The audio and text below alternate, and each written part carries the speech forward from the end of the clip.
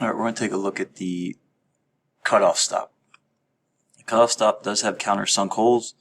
We will need to create them, that hidden line construction. We will have to add our symbols for countersink. Once you create one hidden hole feature, we can rotate, copy, and mirror.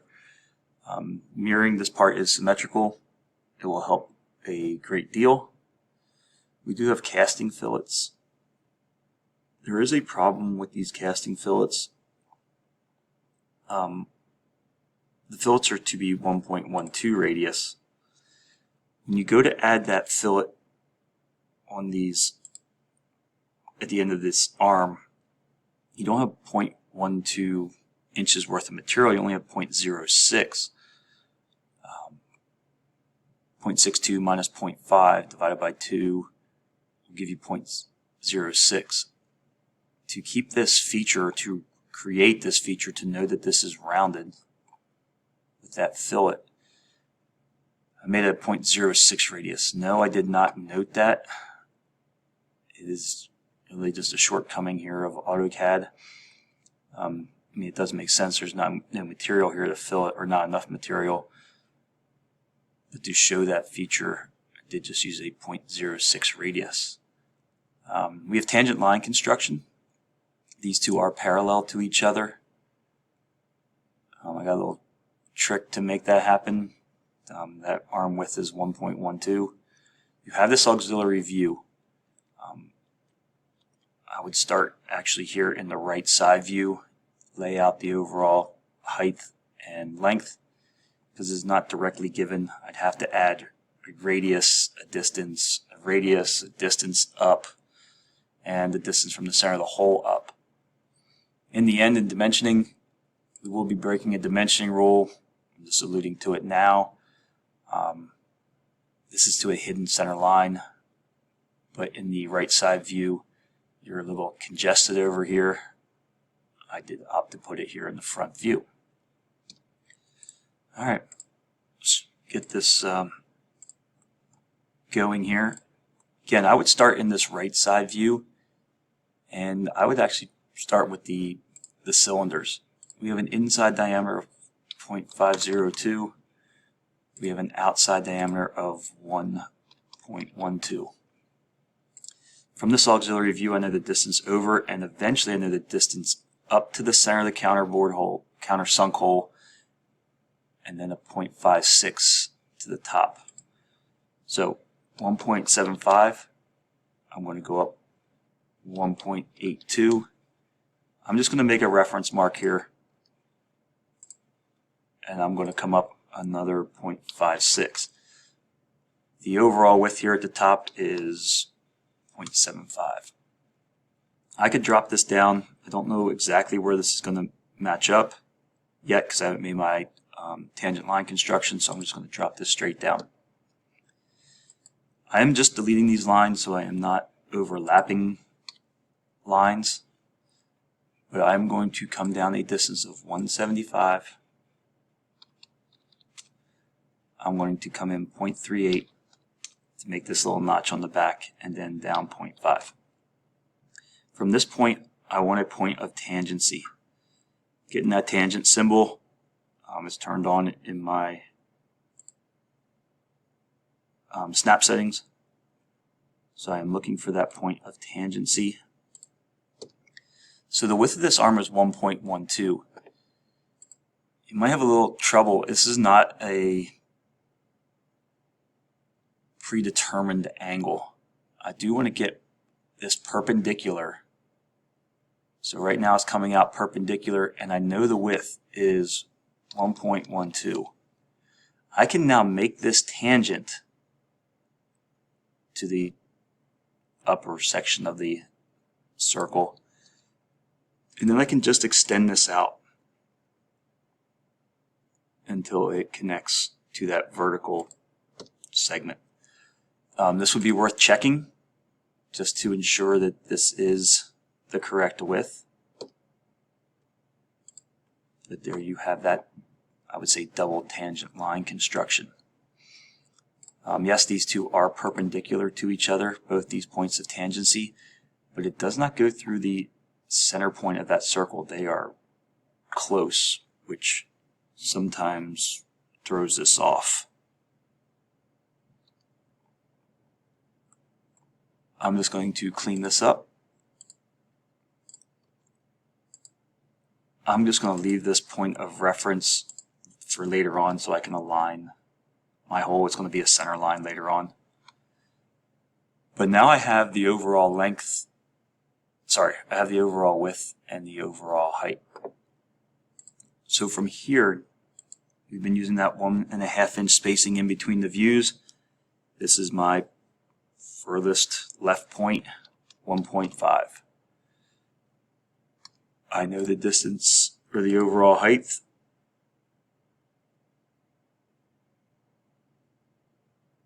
So I am just going to start to align these. The overall width comes directly from the drawing. It is 3 inches. And here is my height. Okay. So there's that 1.5 inch spacing in between the views.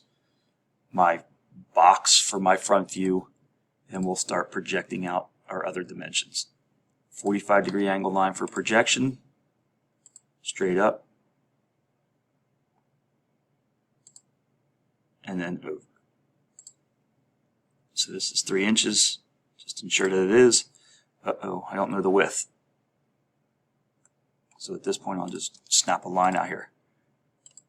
Project up, and then project over to get your overall width.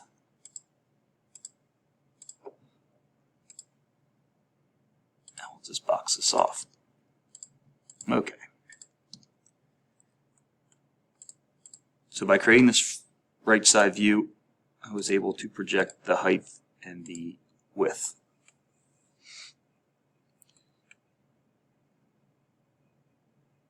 To the front view, hole location. We do know that this part is symmetrical. I'm just going to make a reference mark to mirror this. The top is also symmetrical. Let's start laying this out. I want a hole that is we have this machine surface, this section that sticks out. Let's bring the cylinder right over. So half minus 0.62 is 0.06. 0.06 over is going to give me the size of the arm here, and I'll measure over 1/2 inch, come straight down, and we'll come out 0.06 in a straight horizontal line. So this section right here is going to start to create that overall width of 288 here at the top. I would make sure that this is 144, and it is. So we're going to mirror this. So I'm just going to do half of this at one time. You can take this line off. That was just to make the 1/2 inch arm thickness. We do have some hidden lines. We could project these over at this time. We have a hidden line, and a center line. So we'll change these over before we forget to.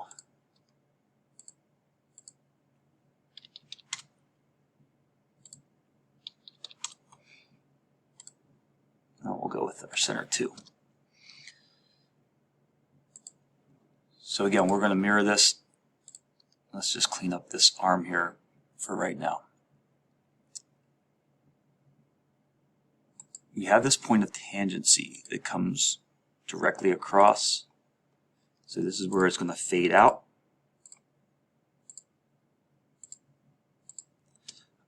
honestly, I would leave this on for right now. We know that when we fill it, lines start to stretch. I'm just going to mark this off just in a different color so we know to erase it later on. Hole placement. We do know the distance from center to center, which I think is a little beneficial here. If we measure over 0.75, then we'll come with our distance down just to find the center of this hole, 0.56. I would ensure that this is 0.69. It is. And we have our counterbore hole. Inside diameter is 0.4, outside diameter is 0.75. There is my counterbore hole with the hole placement. We have a fillet right here. It's structural. It is 0.38. F enter, R enter, 0.38. And I would snap this on because this is going to be the fade out to the top section of that arm. I'm just going to mark it off because as we add fillets, it's going to stretch and I don't want to have to do this over. I haven't, well, this is a hidden line as well as an object line that's 225 from the top. Yeah. So through the arm, it's hidden, and then it's an object line. Again, we're going to mirror, so I'm going to go to the midway point. I have this hidden line for this back edge. Again, I'm just going to come to the midpoint because I'm going to mirror. This one is completely hidden. This one is partially hidden behind the cylinder. So we'll take this off. Oops, let's just stretch that over. Okay, let's leave it like that for now. We could project our countersunk hole information from left to right. We do need to create this 82 degree countersink. If I start at the one on the bottom, the dimension input becomes very easy. I'm looking for 41 degrees. I would make it a little extra long and then trim it off. I'm going to tab in for 41 degrees. And I'm just going to ensure that I have a 41 degree angle before I go to mirror this. I do. 41 and 41 will be 82. The bore itself,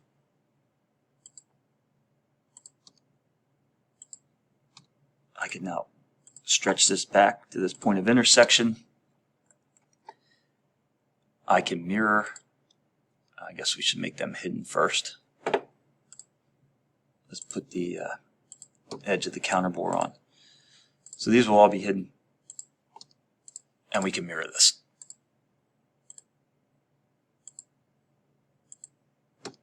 So there is my counterbore line construction, and we do have a center line.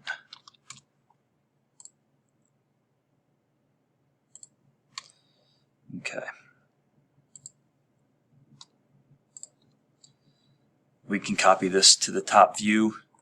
I'm running out of time here in this video, so we'll pick this up in the next one.